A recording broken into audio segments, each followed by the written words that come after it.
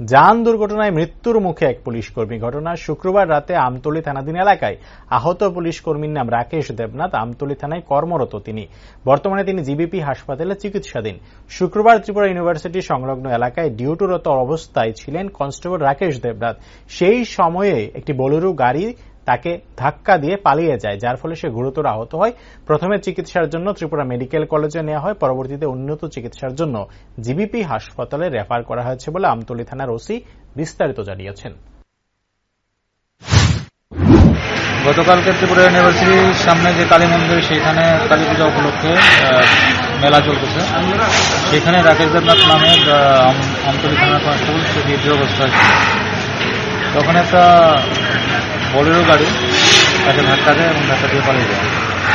তাতে সে ইনজিউর্ড হয় এবং প্রথমে আমরা টিএমসিতে নিয়ে গেছিলাম, সেখান থেকে তাকে রেফার করে দিয়েছি। কোন অবস্থা কিরকম? ওখানে মোটামুটি স্টেবল আছে, ডাক্তার দেখছে। যে গাড়িটা বাড়ির, যে গাড়িটাকে আটক করা গেছে, তাকে এখনো শনাক্ত করা যায়নি, আমরা দেখছি।